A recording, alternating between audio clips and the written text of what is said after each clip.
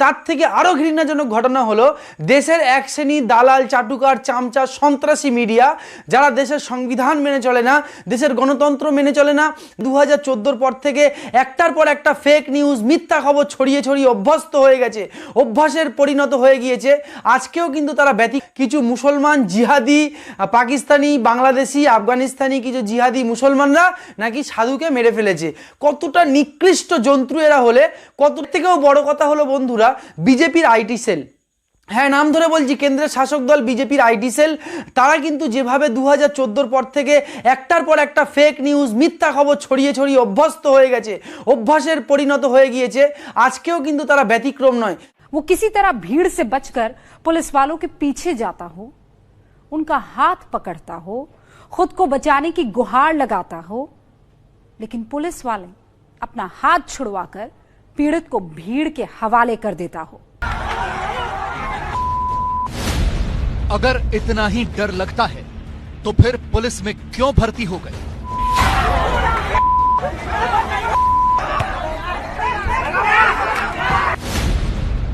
सत्तर साल का एक बुजुर्ग साधु शरण मांग रहा है और आप भाग रहे हैं। कैसी पुलिस हो?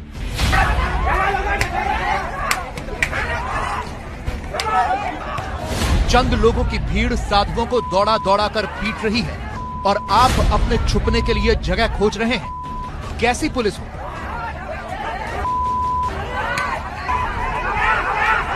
ये पुलिस वाले खाकी वर्दी के नाम पर वो धब्बा हैं जो कभी नहीं मिटने वाले।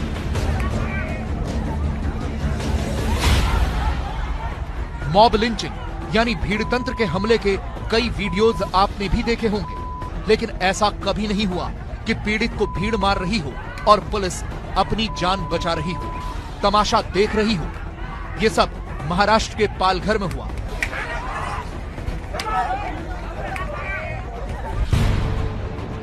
अब जरा सबसे पहले तफसील से देखिए कि गुरुवार की रात को पालघर में क्या हुआ था। रोड पर दो लोग बैठे हैं, एक साधु है और दूसरा उनका ड्राइवर। साधु हाथ जोड़े हुए हैं, बगल में पुलिस वाले भी दिख रहे हैं, उनकी गाड़ी पलटी हुई दिख रही है। तभी पुलिस इन दोनों को लेकर जाने लगती है तो शोर मचने लगता है। भीड़ ने उन साधुओं पर हमला शुरू कर दिया। यहां पर एक दूसरा बूढ़ा साधु भी दिख रहा है। पुलिस वाला सामने से गुजर रहा है, लेकिन उसने इस भीड़ को रोकने की कोशिश नहीं की। साधु पुलिस वाले की तरफ भागता हुआ दिख रहा है, लेकिन पुलिस वाले ने खुद को छुड़वाया और किनारे हो गया। साधु भागता रहा, फिर पुलिस वाले के सामने से गुजरा, लेकिन वो फिर से किनारे हो गया। इसके बाद तो साधु जमीन पर लेट गया और भीड़ उसे मारती रही।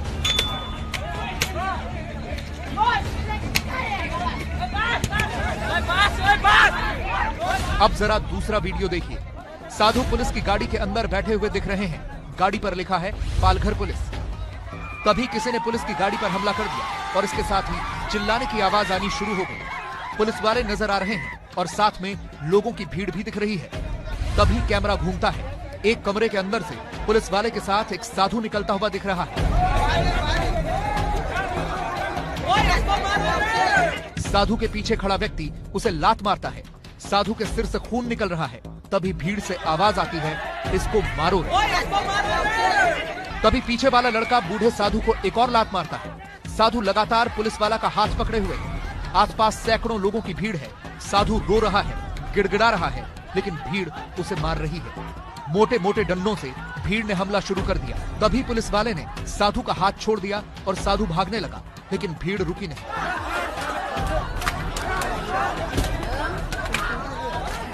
साधु जमीन पर गिर गया और इसके बाद तो इन उपद्रवियों ने साधु पर जमकर लाठी डंडे बरसाने शुरू कर दिए।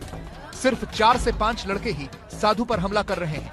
साधु जमीन पर लेटा हुआ है और भीड़ उसे बुरी तरह से पीट रही है। इसी घटना का तीसरा वीडियो है जिसमें भीड़ दिख रही है, गाड़ी पलटी हुई है, साधु अंदर है, कुछ लोग गाड़ी के आसपास घूम रहे हैं, फिर पत्थर उठाते हैं और गाड़ी पर मारना शुरू कर देते हैं। हरी टी शर्ट वाला ये लड़का गुलेल भी मार रहा है। अब सवाल यह है कि ये साधु इन गांव वालों के चंगुल में कैसे फंसे। ये समझने के लिए आपको ये जानना होगा कि इस घटना की शुरुआत कैसे हुई। ये खबर मिली थी इन साधुओं को कि उनके एक साथी की सूरत में मृत्यु हो गई है और उनके अंतिम संस्कार में इन्हें जाना था। तो इसी गाड़ी में सवार होकर ये लोग सूरत की तरफ निकले थे। लेकिन मुंबई अहमदाबाद हाईवे जो कि सूरत को कनेक्ट करता है, उस जगह पर कई ठिकानों पर, उस सड़क पर कई ठिकानों पर पुलिस रोक रही थी, पूछताछ कर रही थी। तो इससे बचने के लिए इन लोगों ने तय किया कि ये अंदर के रास्ते से जाएंगे, जो जंगल से होकर एक सड़क गुजरती है और दादरा और नागर हवेली नाम की जो यूनियन टेरिटरी है उससे सटी हुई जो सड़क है जो गुजरात को कनेक्ट करती है, उससे होकर निकलने का इन्होंने फैसला किया। लेकिन जब ये गढ़चिंचली गांव के पास में पहुंचे तो वहां पर गांव वालों की एक बहुत ही बड़ी भीड़ वहां पर मौजूद थी। बताते हैं कि 300-400 के करीब लोग वहां पर मौजूद थे और उन गांव वालों ने इस गाड़ी के ऊपर हमला कर दिया, पथराव कर दिया। इसके बाद एक फॉरेस्ट गार्ड ने इस घटना की सूचना पुलिस को दी तो कासा पुलिस थाने से 2 गाड़ियों में सवार करीब 10 पुलिस वाले घटनास्थल पर पहुंच गए। लेकिन पुलिस वालों की कायरता देखिए, एक गाड़ी के पुलिस वाले तो बाहर भी नहीं निकले।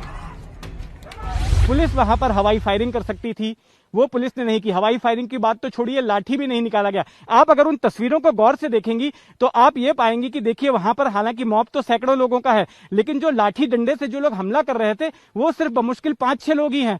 तो क्या इन 5-6 लोगों को रोकने के लिए 10 पुलिसकर्मी इनफ नहीं थे? 10 पुलिसकर्मी बिल्कुल उनको रोक सकते थे, लेकिन ऐसा किया नहीं। जो दूसरी पुलिस की टीम पीछे से पहुंची उनके लोग ही नहीं निकले, फायरिंग नहीं की, उसके अलावा बाकी के लोग। और ये पुलिसकर्मी जो है उल्टा अपनी जान बचा के भाग गए, उन्होंने हिम्मत नहीं दिखाई। अब सवाल यह है कि पालघर की ये पुलिस क्या कर सकती थी? ये पुलिस वाले चाहते तो बहुत कुछ कर सकते थे। इन्हें आज से करीब 2 साल पहले का उत्तराखंड के नैनीताल के रामनगर का एक वीडियो देखना चाहिए।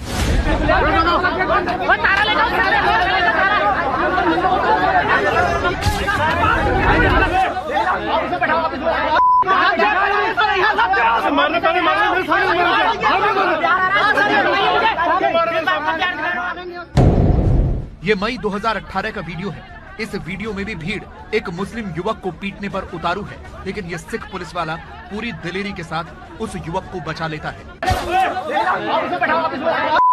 100 মিটার 500 মিটার দূরে ইন্ডিয়া গেটে লেখা আছে যে কতজন মুসলিম মায়ের সন্তানরা এই ভারতবর্ষের মাটিতে রক্ত দিয়েছে আর কতজন হিন্দু মায়ের সন্তানরা এই ভারতবর্ষের মাটিতে রক্ত দিয়েছে। কারণ শতকরা কিন্তু 60% ওপরে কিন্তু আমার মুসলিম মায়ের সন্তানরা রক্ত দিয়ে গেছে এই ভারতবর্ষের মাটিতে। তাই তাদের কথা তোমরা বলছো যে এরা কোথা থেকে উড়ে এসে জুড়ে বসেছে, এদের জন্য আমাদের ভারতবর্ষটা আজকে পাকিস্তান, আফগানিস্তান, বাংলাদেশ হয়ে যাবে।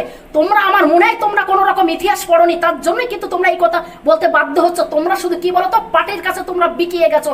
তোমরা কেন্দ্র সরকারকে অন্ধবিশ্বাস করে আজকে এই কথা বলছো, আর আমরা কিন্তু সেটা মানবো না। কারণ আমাদের যখন মানে মৌলানা আব্দুল কালাম আজাদ যখন জেলের মধ্যে ছিল তখন কিন্তু জওহরলাল নেহরু বলেছিল যে মৌলানা আব্দুল কালাম আমি তোমাকে একটা রিকোয়েস্ট করব। রিকোয়েস্ট হচ্ছে যে তোমার বউ অসুস্থ। আজকে ইংরেজরা কিন্তু বলছে, ইংরেজদের যেসব মানে আছে, যেসব ব্রিটিশরা ছিল আমাদের মানে ভারতবর্ষকে যারা জ্বালিয়ে মানে পুরো ছারকার করে রেখে আজকে চলে গেছে, আমি কিন্তু তাদের কথা বলছি, ভালো করে জেনে নাও। ইংরেজরা বলছে যে তোমার বউকে তুমি যদি দেখতে যাও একটা পিটিশন লিখে তুমি যেতে পারো, দেখে আবার চলে আসতে হবে। তখন কিন্তু সেই অভাগিনী মায়ের সন্তান বলেছিল যে আমার ভারত মা যেখানে সেকলে বাঁধা রয়েছে, ভারত মাকে আমরা কোনোভাবে এখনো রক্ষা করতে পারিনি। কারণ আমার বউ একদিকে আর আমার একদিকে আমার মা, তাই আমার বউকে না দেখে আমার ভারত মাকে আমার আগে রক্ষা করার কর্তব্য। আমার বউকে আমি আগে দেখবো না, আমার মাকে আগে সেকলের থেকে আগে ছাড়াতে হবে। আমার মা কিন্তু ছেকল দিয়ে এই ভারত মা বাঁধা আছে, তাই আমার কর্তব্য আমার মাকে রক্ষা করা। আমার বউকে আমি, বউয়ের জন্য আমার মাকে আমি বলিদান দিতে পারবো না, কিন্তু আমার মায়ের জন্য আমার বউকে আমি বলিদান দিতে পারবো। তিনিও কিন্তু একজন মুসলিম মায়ের সন্তান ছিল।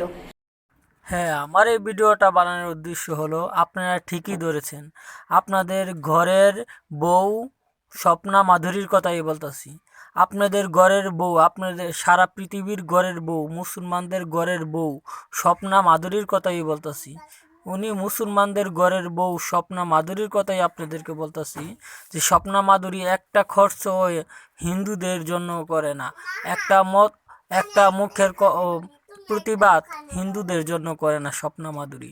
স্বপ্না মাধুরী এদের ঘরের জামাই, মুসলমানদের কথা শুধু বলে, এদের ঘরের জামাই হিন্দুদের কথা বলে না। হিন্দুরাও স্বপ্না মাধুরীর জামাই, মুসলমানরাও স্বপ্না মাধুরীর জামাই, এবং সমস্ত মানব জাতি স্বপ্না মাধুরীর জামাই। এতে ভালো স্বপ্না মাধুরী সবার কলাই যখন খায়, এই জন্য বলতেছি স্বপ্না মাধুরী শুনে রাখ, তুই যদি সনাতন ধর্মের অপমান করে যদি শান্তি পাস করে থাক, তোরা যা খুশি করতাছ, তোরা যা খুশি তা করতাছ, তারা বল সারা বল এই বালছাল দিয়ে অনেক কিছু করতাছ, সনাতন ধর্মের অন্যায় অত্যাচার করতাছ। আজকে হিন্দুস্তানে হিন্দুরা নিরাপদ না, আজকে হিন্দুস্তানে হিন্দুরা অপমানিত হয়, লাঞ্ছিত হয়, তার বিপক্ষে একটা কথা তোর মুখ দিয়ে সেরা বাইর না। তোদের জামাই মুসলমানদের কথা তোর ভালোভাবে সুন্দরভাবে গুছিয়ে বলতে পারোস, হিন্দুদের জন্য কিচ্ছু নাই ভাই, হিন্দুদেরকে কে রক্ষা করবে? এই জন্যই বলি ভাই, হিন্দুরা, সাধু সন্তরা, তোমরা এখনো সময় আছে, জাগো।